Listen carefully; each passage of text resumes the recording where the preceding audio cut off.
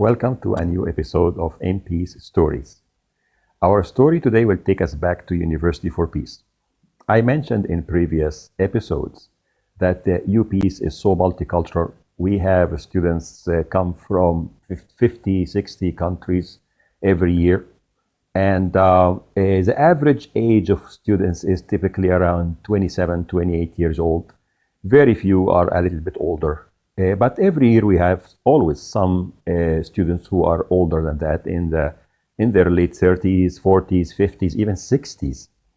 So the story this time is about one student who came on a scholarship from a country in Africa. And he was about 40 years old, so he was relatively older than the average student. And that student, he was in the program on peace and media. And as you imagine, media students typically are extroverts or outspoken. But that one student from Africa was very, very quiet. And everyone observed that from the beginning of the academic year. In the first semester, you could observe him just being so quiet around campus. And even inside the classroom, when other students are typically, especially coming from North America, are very engaged and interactive and participate in discussions in class, he was typical of some students who come from other cultures who are quiet and they are not used to the idea of sharing and speaking in class. On top of that, he was very quiet. So I remember teaching them one of the classes in the first semester, and he was so quiet. I think he only said 2 words the entire 3 weeks in the class. Anyway, we were used to see students of this type, and at one day I was supposed with my colleague to interview those students who are on that scholarship.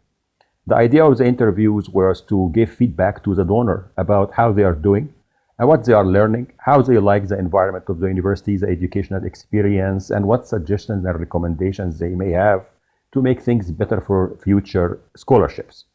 So we started to line up all the students who are on that scholarship, and we were interviewing them one after the other.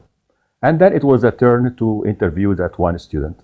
So he came to my room, and my colleague and I greeted him, and then we started to talk to him about the purpose of the interview and asked him some questions and about, so how are you doing, and how are things going for you? And he's quiet. He was very quiet, and short answers, yes, fine, fine, yes. And then I said, okay, one of the questions we have for you is to tell us what do you think of our performance and how can we do things better? And he became so quiet. So I repeated the question to him. And to my surprise and my colleague, he started to cry and weep. We were stunned and we said, what happened? Did we say anything wrong? He said, no, he didn't say anything wrong, but I had it. I have been going through a lot since I came to this university. Everything is different. Everything I'm not used to. And now you, as the head of this university and your colleagues are asking me as a student to tell you, to give you my opinion about how you are doing your job and to tell you how you should improve it.